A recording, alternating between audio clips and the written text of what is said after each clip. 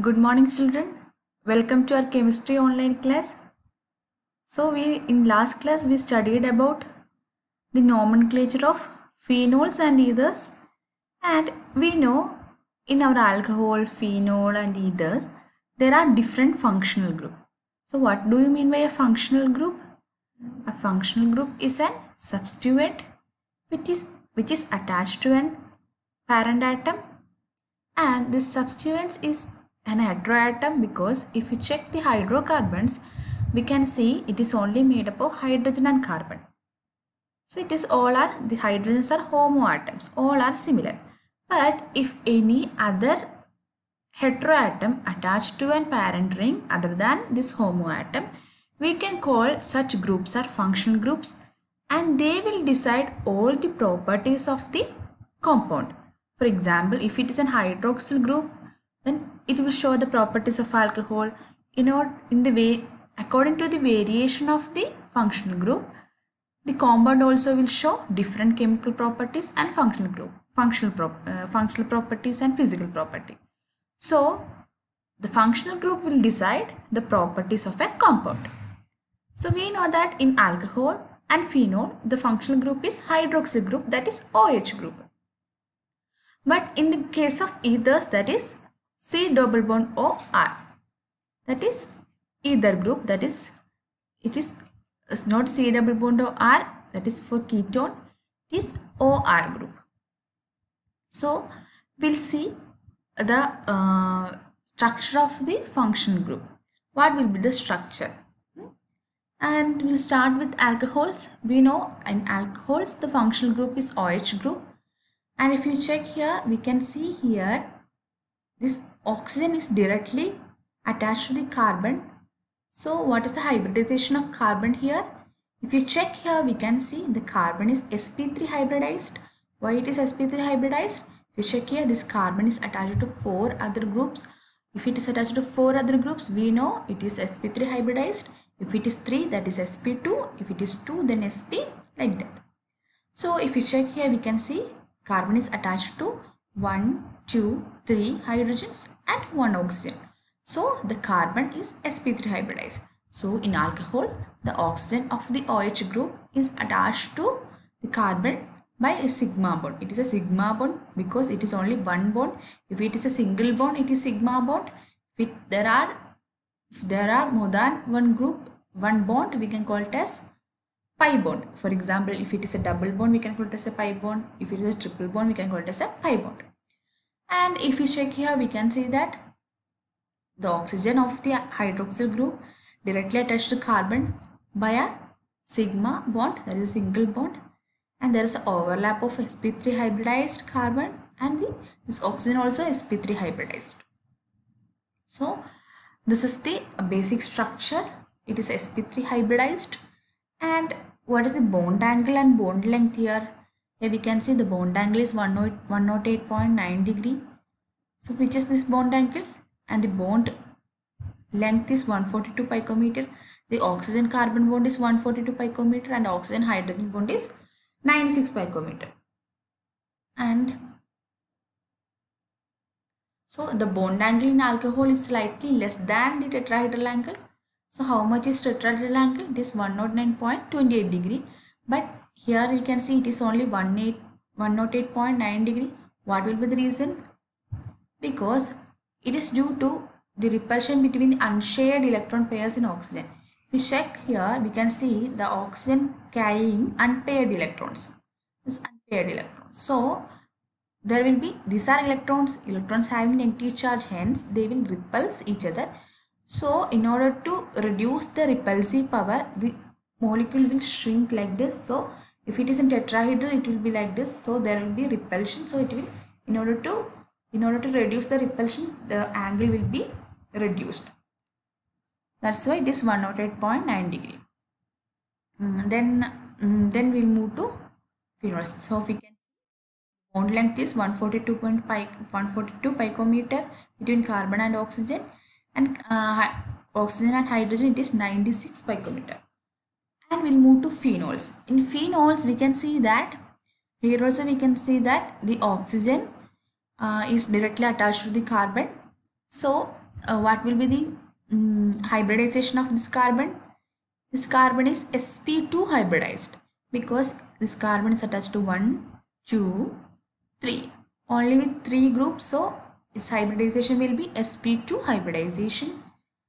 And we can see the bond length. The carbon oxygen bond length is 136 picometer because it is slightly less than that of methanol. If you check methanol, it is 142 picometer. Then why it is in 136 picometer in this phenol? Why? Because there are several reasons. There is a partial double bond character on account of the conjugation of unshared electron of the oxygen, because it is carrying unshared electron, so it can conjugate, it can form different resonance structure. It can donate the electron towards here and it will move, and we already discussed the resonance structure. So due to the resonance structure of the there is a lone pair of electron. Due to the lone pair of electron, it can show various resonance structure. So in order to reduce the repulsion, it will form different resonance structure. It will be the first reason.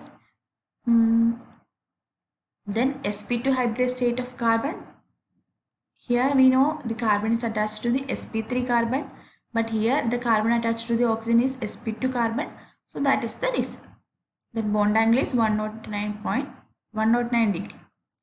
Then what is the case of ether? Here the example of methoxymethane given. Let's check about ethers. In ethers, the 4 electron pairs, that is the 2 bond pairs and 2 lone pairs of electrons on oxygen, are arranged approximately in a tetrahedral arrangement. This arrangement is known as tetrahedral arrangement. This arrangement. And here we can see 2 lone pairs of electrons are there and 2 bond pairs of electrons are there. So these are arranged in a tetrahedral mode.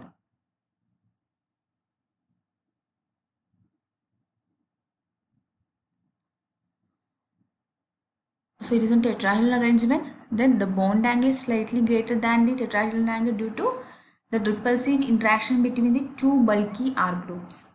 So it is more than, in the case of alcohol, it is less than tetrahedral angle, but in the case of ethers, it is more than tetrahedral angle. Why? Because there are two R bulky groups. In order to, there is a repulsive force, repulsive interaction between the group. So in order to repulse, it will shrink like this. It will like this. It will form.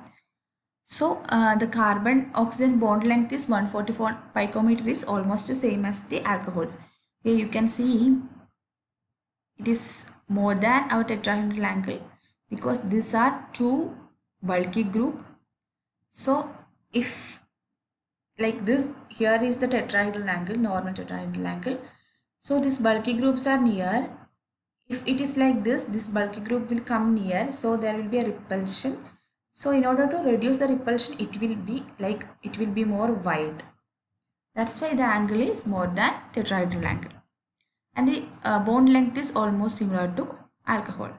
But in the case of alcohol, the tetrahedral angle, if the normal tetrahedral angle will be like this, but it is less because here the pairs of electron here in the above section. So in order to reduce the distance between this lone pair, it should shrink like this. So this is about the structure of functional group. I hope all of you understood the topic. So we'll see in next video. Thank you.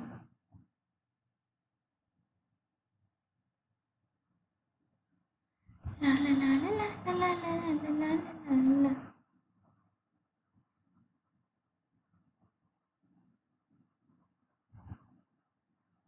ஐயோ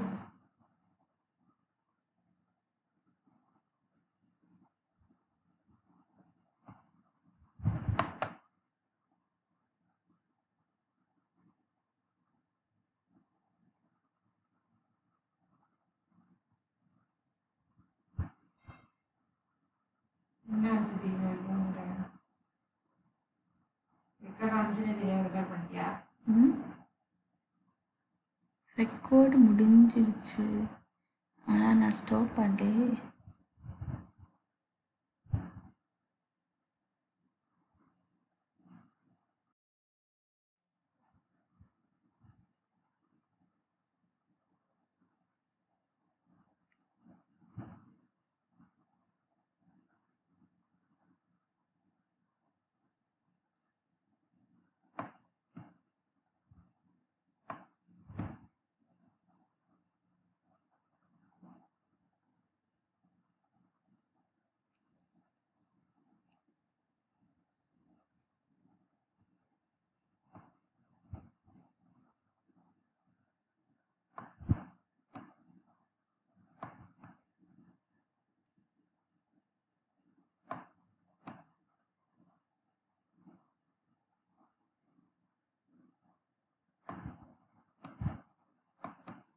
இந்த record காணும்டி stop பண்ண முடியல